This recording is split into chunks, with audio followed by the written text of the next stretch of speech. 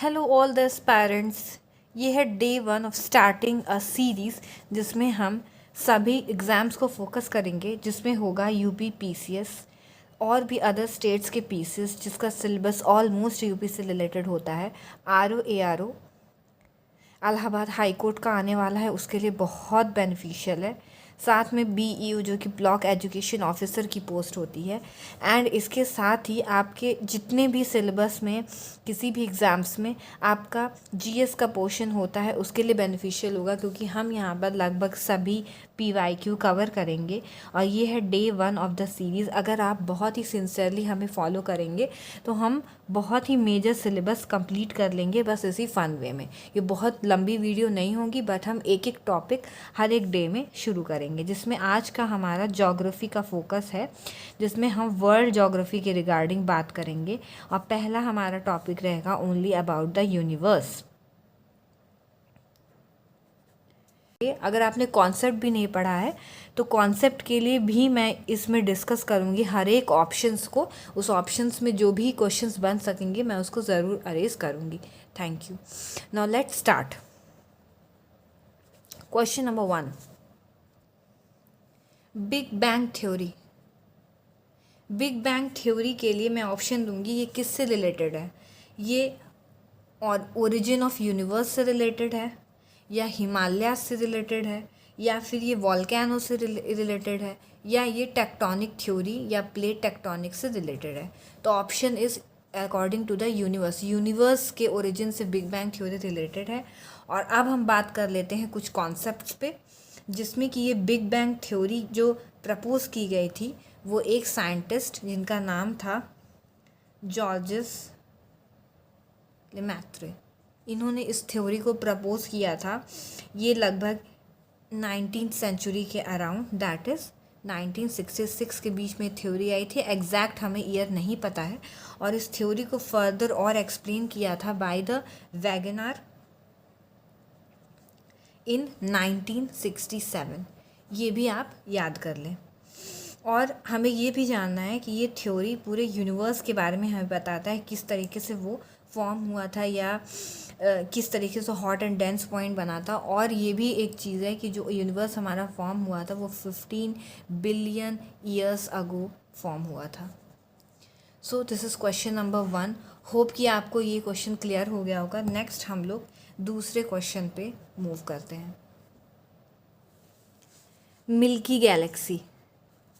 Milky वे जो Galaxy है वो हमारी गैलेक्सी जिसमें हम रहते हैं, जिसके हम आकाश गंगा के नाम से भी जानते हैं। ये एक किस शेप का होता है? ये बैड स्पाइरल शेप का होता है। और साथ में ये क्वेश्चन आया हुआ है पीसेस के एग्ज़ाम में, तो इसमें ऑप्शन आएगा कि किस शेप का ये है। तो बैड स्पाइरल, या हम नॉर्मल स्पाइरल के शेप में भी कह सकते हैं, बट ये टू द पॉइंट है। इसके बाद हर एक गैलेक्सी में लगभग 100 बिलियन स्टार्स होते हैं, ये हमें पता होना चाहिए। और एक इस टेलीस्कोप था जिसका नाम था स्पिट्ज़र स्पेस टेलीस्कोप। इस टेलीस्कोप से हमने ये पता लगाया था कि ये जो मेरी मिल्की वे गैलेक्सी है, जिसको आकाशगंगा भी कहते हैं, वो एक बैड स्पाइरल शेप की होती है। अलॉन्ग विद दैट इसका एक नाम भी है, मंदाकिनी के नाम से भी जानते हैं हम। इसमें से कोई भी आ सकता है। 100 बिलियन आपको याद करना है, और ये स्पिट्ज़र स्पेस टेलीस्कोप जो कि आपको याद करना है। That's it. Moving on to question number 3। Next question है कि टाइम टेकन, कितना टाइम लगता है एक सन को रिवॉल्व करने में अराउंड आवर गैलेक्सी। ये अगर हमारी गैलेक्सी है तो इसके अराउंड सन कितने टाइम में ट्रैवल कर लेगा। तो ओवरऑल हमें पहले ये जानना पड़ेगा कि इसकी स्पीड कितनी है। तो 220 किलोमीटर पर सेकंड की स्पीड से सन गैलेक्सी के अराउंड मूव करता है। जब भी ये एक कंप्लीट गैलेक्सी का रिवॉल्यूशन कर लेगा, उस टाइम पर उसे एक 1 कॉस्मिक ईयर बोला जाएगा, या फिर इसको गैलेक्टिक ईयर के नाम से भी जाना जाता है। तो यहाँ आपके बहुत सारे क्वेश्चंस हो गए, जिसमें इसकी स्पीड कितनी होती है सन की, कॉस्मिक ईयर क्या होता है, गैलेक्टिक ईयर क्या होता है, और इसके बाद ये भी जानना है कि हमारा सन कितना दूर है।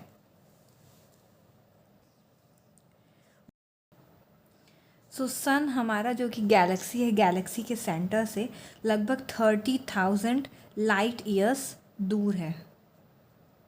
ये लाइट ईयर क्या होता है? लाइट ईयर वो दूरी होती है जो एक लाइट अपनी स्पीड से वैक्यूम में 1 साल में ट्रैवल करता है। और हमें पता है लाइट की क्या स्पीड है। क्या आप लोग बता सकते हैं कमेंट सेक्शन में कि लाइट की स्पीड क्या होती है? इट इज़ 3 × 10⁻⁵ किलोमीटर पर सेकेंड। क्या होती है? 3 × 10⁻⁵,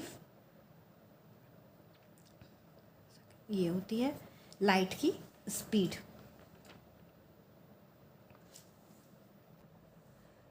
तो हमारा क्वेश्चन था कि टाइम कितना लगता है सन को रिवॉल्व करने में इस गैलेक्सी के, जिसके वो 30,000 लाइट ईयर्स दूर है, उससे लगभग उसको ट्रैवल करने में टाइम लगेगा 23 करोड़ ईयर्स लग जाएंगे पूरा उसे ट्रैवल करने में, 23 करोड़। तो ये आपको ध्यान में रखना है। और नेक्स्ट मूव करते हैं, क्वेश्चन नंबर शायद 5 है। एंड ये कलर जो स्टार का होता है वो क्या बताता है हमें?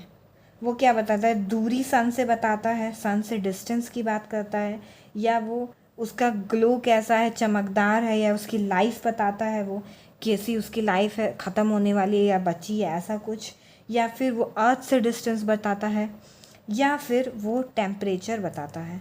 इनमें से ऑप्शन होगा मेरा ये सही, जो कि कई बार आईएएस के प्री में भी आ चुका है। तो टेम्परेचर, इवन एसएससी रेलवे में भी हमने ये क्वेश्चन देखा है। तो कलर जो होता है वो स्टार का, वो टेम्परेचर बताता है। तो आइए कुछ कॉन्सेप्ट जान लेते हैं इससे रिलेटेड। वो क्या होते हैं कि ब्लू कलर अगर होता है तो इसका मतलब होता है कि उसका टेम्परेचर वैरी कर रहा है 50,000 से लेकर के 28,000 केल्विन के बीच में। अगर उसका कलर ब्लू और वाइट के बीच का होता है तो यानी कि उसका क्या कलर है, उसका इससे जस्ट नीचे होता है, यानी कि 28,000 केल्विन से लेकर के वो 10,000 केल्विन के बीच में उसका टेम्परेचर लाई कर रहा है। वही अगर उसका कलर होता है प्योर वाइट, देखिए धीरे धीरे हम जा रहे हैं ब्लू, ब्लू वाइट और फिर वाइट, धीरे धीरे हम डार्क टोन की तरफ जाएंगे।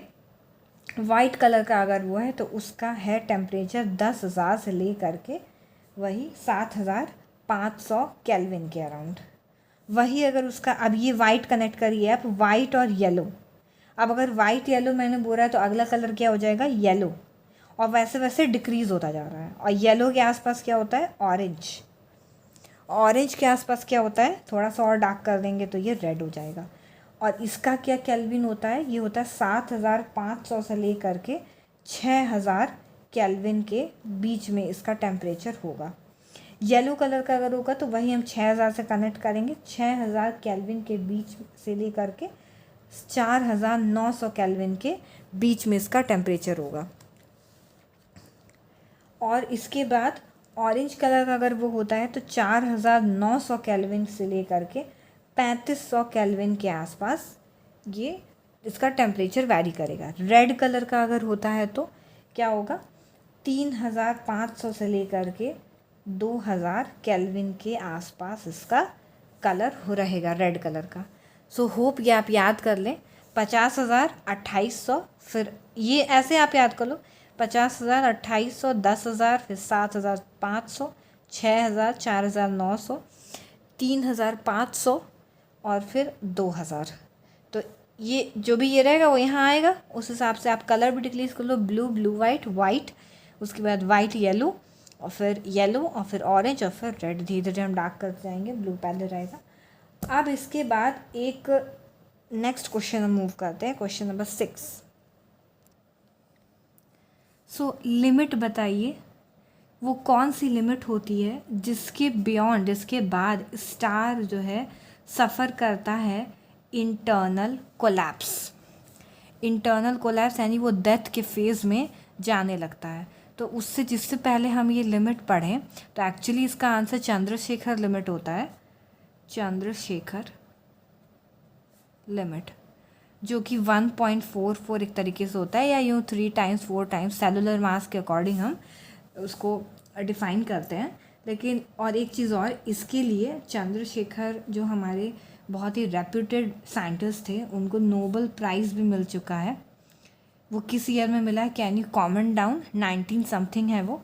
सो इट्स योर होमवर्क, आप बताएंगे किस ईयर में नोबेल प्राइज़ मिला है चंद्रशेखर लिमिट में। मैं उसको हार्ट दे दूँगी अगर वो सही होगा। नेक्स्ट, इसके रिगार्डिंग हम कुछ कॉन्सेप्ट्स जान लेते हैं कि स्टार कोलैप्स के फेज़ में कैसे जाता है। तो सबसे पहले देखिए वो क्या होता है, एक हाइड्रोजन और हीलियम की गैसेज ही हैं वो।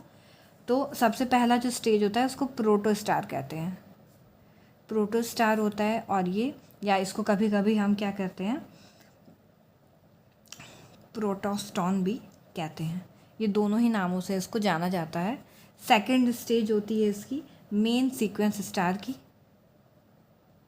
मेन सीक्वेंस स्टार, ठीक है। इसके बाद ये थर्ड स्टेज में जो डेथ की फेज में जाता है तो वो रेड जायंट, ठीक है, बनता है। फिर नोवा सुपरनोवा होता है,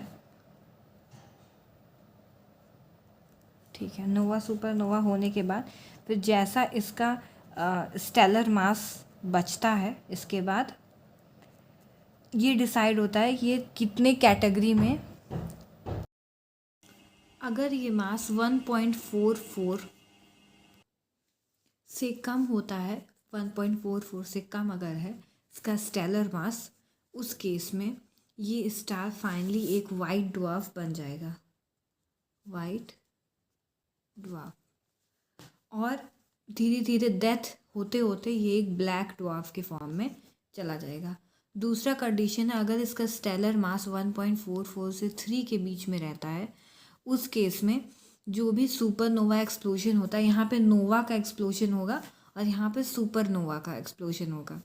इसमें इसका स्टेलर मास यानी कि जो अवशेष बचता है 1.44 या 3 के बीच में होता है, उस केस में ये एक न्यूट्रॉन स्टार बनता है, न्यूट्रॉन स्टार बनता है।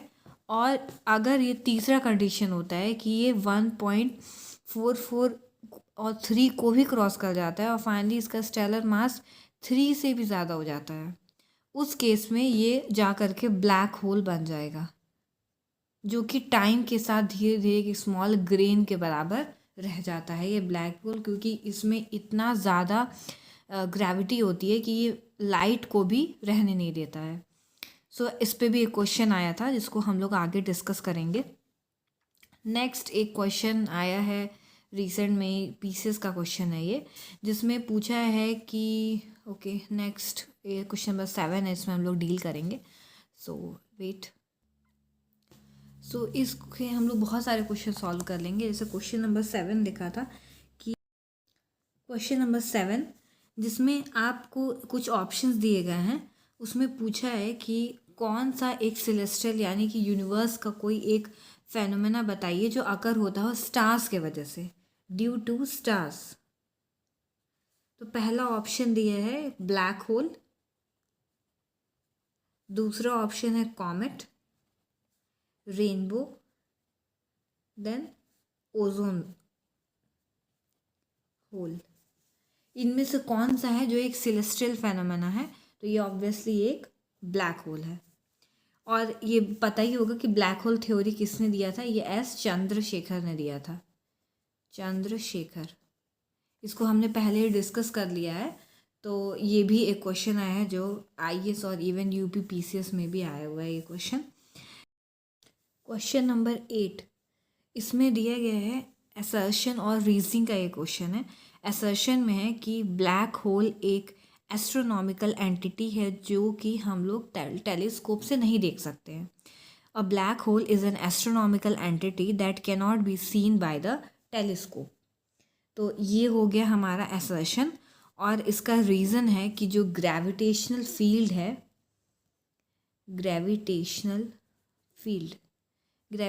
फील्ड है on the black hole is so strong, वो इतना ज़्यादा स्ट्रॉन्ग है ब्लैक होल में ग्रेविटेशनल फील्ड कि इवन वो लाइट को भी वहाँ से जाने नहीं देता है या अपने में ही वो खींच लेता है।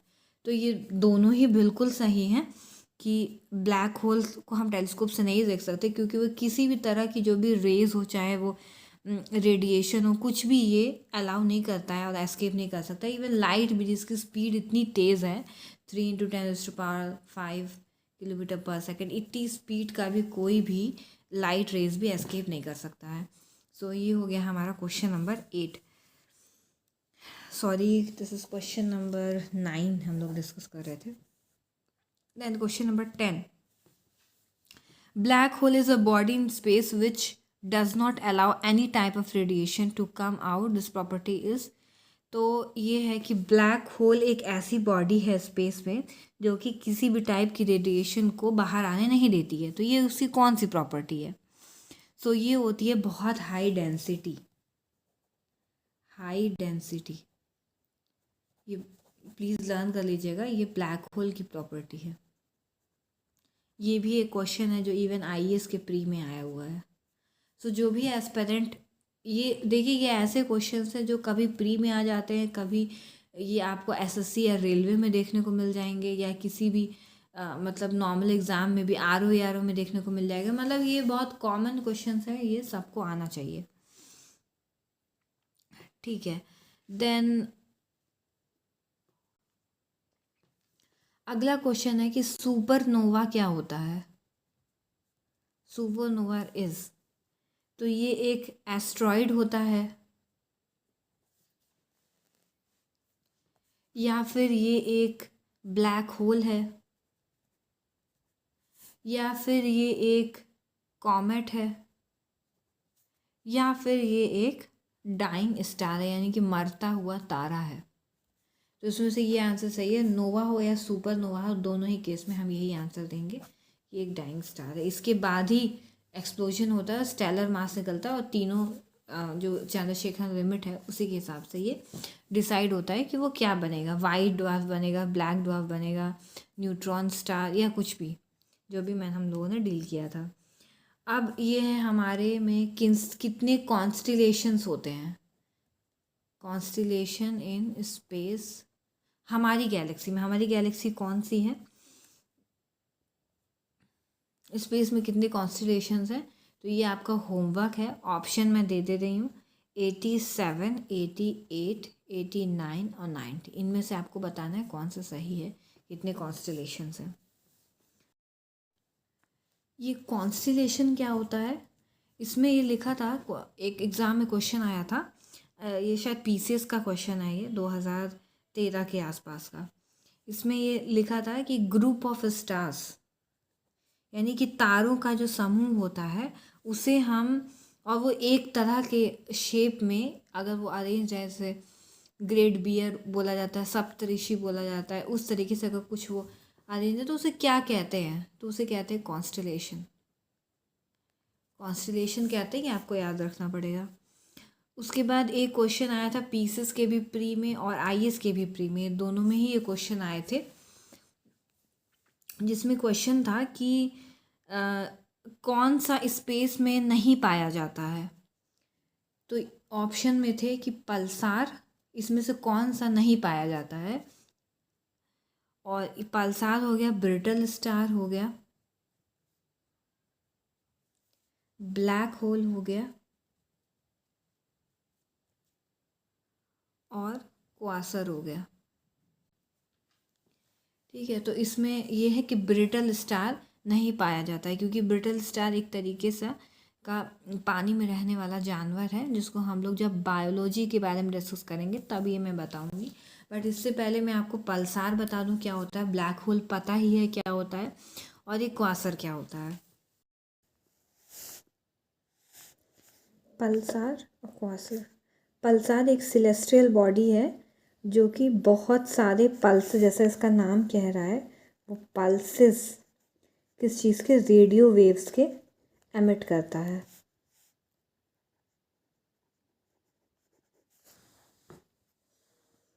और क्वासर क्या होता है? वो एक तरह का एस्ट्रोनॉमिकल ऑब्जेक्ट है जो कि बहुत हाई लुमिनोसिटी का होता है। लुमिनोसिटी मतलब बहुत ब्राइट होता है, बहुत लाइट देता है, वो लाइट उससे एमिट होता है, जैसे स्टार में होता है, स्टार में बहुत लाइट आती है तो लुमिनोसिटी का होता है। और ये गैलेक्सीज के बीच में फाउंड होता है, गैलेक्सीज के बीच में सेंटर में कहीं पर ये फाउंड होता है। Next question is no question कौन सा हम लोग डील करें, खैर कोई भी एक क्वेश्चन मुझे इसी से याद आया कि हबल स्पेस, इस टेलीस्कोप के बारे में आप लोगों ने सुना होगा। इसको क्या कोई बता सकता है कि इसको किस स्टार को देखने के लिए, किस स्टार को देखा गया था? मैं सन की बात नहीं कर रही हूँ, सन को ठीक है, बस सन के अलावा कोई और स्टार जिसे जो बहुत दूर हो हमारे स्टार से, उसको देखा गया था पहली बार। किसका इस टेलीस्कोप ने इमेज कैप्चर किया था? तो ये था, ये इसको आप पढ़िए क्या लिखा है, बेटलगीज। यस, इस नाम का एक स्टार है जिसे हबल स्पेस टेलीस्कोप से पहली बार सन के अलावा किसी स्टार को जो बहुत दूर हो से कैप्चर किया जाता, और इसकी जो डिस्टेंस है वो हमारे अर्थ से 600 light years, light years I hope आपको पता होगा, लाइट ईयर्स दूर है हमारे अर्थ से। इतना दूर पर ये बेटलगीज करके ये स्टार है, इसको फर्स्ट इमेज निकाली गई थी। और ये देखा किसने था? तो ये नाम भी प्लीज़ आप याद कर लीजिएगा, सर जॉन हर्शल इन 1836 इसको इन्होंने देखा था।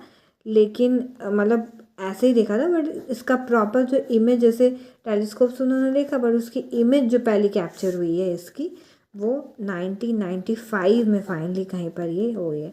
तो हर्शल और बेटलगीज एक ही जैसा लगभग नाम है, साउंड कर रहा है। और हबल स्पेस टेलीस्कोप, तो एच से हर्शल, एच से हबल स्पेस टेलीस्कोप, और बी से बेटलगीज नाम का स्टार। ये भी एक पीसीएस में आया हुआ ये क्वेश्चन है। अगला प्रश्न है कि अगर कोई एस्ट्रोनॉट है, वो जाता है स्पेस में, और वो अर्थ और सन के बीच में कहीं पर वो एस्ट्रोनॉट है, और वो स्पेस क्राफ्ट के अंदर है। ये एक शायद पीसेस आईएस में भी आया था, ये आईएस पीसेस दोनों में ये क्वेश्चंस मैंने देखे हैं, जिसमें वो स्पेस क्राफ्ट इन दोनों के बीच में है। तो उसे स्काई कैसी दिखेगी? ब्लू दिखेगी या ब्लैक दिखेगी? तो ये ऑब्वियस है कि वो ब्लैक कलर की दिखेगी, और क्योंकि वहाँ पर एटमॉस्फेयर तो है नहीं, तो वो ब्लू नहीं दिख सकती है। सो ये हो जाएगा ब्लैक। नेक्स्ट है कि स्टार्स ट्विंकल करेंगे कि नहीं? तो स्टार्स ट्विंकल नहीं करेंगे, क्योंकि जो ट्विंकलिंग होती है, वो जो लेयर्स होती है एटमॉस्फेयर की, उसमें अलग अलग डेंसिटी होती है, उधर से रेस पास करते हैं तो वो थोड़े रिफ्लेक्ट होते होते आते हैं, और फिर फाइनली हमें ट्विंकल करते हुए दिखते हैं धरती से।